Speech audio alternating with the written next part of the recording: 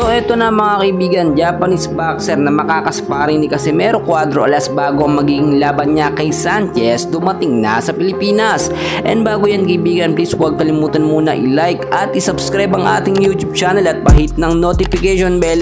Maraming salamat po. Well mga kaibigan, tuloy-tuloy po ngayon ang ginagawang ensayo ng ating angas ng Pinas. Araw-araw po siya halos mga kaibigan nag-update at halos wala din pong pahinga.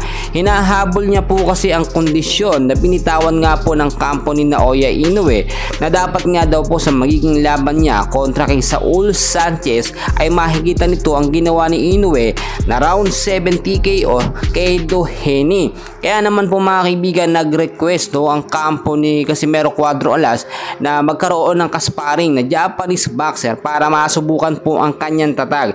Well, alam naman natin ang mga boksingerong Hapon magagaling naman talaga, no? Medyo may pandaraya lang kasi nga po lagi sa Japan lumalaban.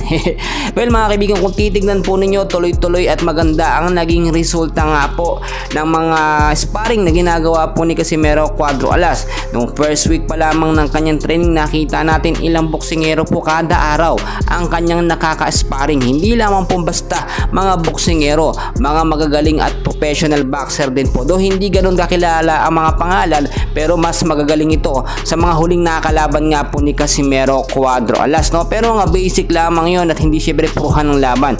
Pero itong matindi ay hindi sa ating mga nakuhang updates ay nagkaroon po ng Japanese boxer na kasparing. Ito nga po ating angas ng Pinas. Well, hindi iyon si Inoue mga kaibigan, dahil si Inoue nga ay kahit sparring po ay natatakot nga lumaban dito sa ating angas ng Pinas. Well, kapag ka nangyari naman yung condition nga po at na round 5 lamang, no, ay ma-knock out ni Casimero itong si Saul Sanchez, ay napakalaki po ng posibilidad na magkaharap sila nito nga pong si Naoya Inoue. Makukuha po kasi ni Casimero attention po, no, ng World Boxing Organization kapag ka napabilis niya magiging laban dito kay Saul Sanchez. Pero syempre ang ilang mga bashers ni Alas ay nagsasabing hindi daw ganoong kadali na mapapabagsak or ma-knock out etong si Saul Sanchez dahil nga po train na train ito.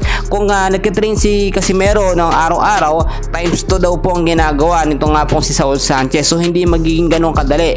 Pero ayon sa ilang eksperto ay napakalaki po ng tsansa ni Casimero Cuadro Alas na manalo dito kay Sanchez dahil ibang estratehiya, no, ang ginagawa ni Casimero. Doon laging nakapublic etong si Alas pero may mga sekreto po siyang hindi niya ibinubunyag at ipinapakita sa social media.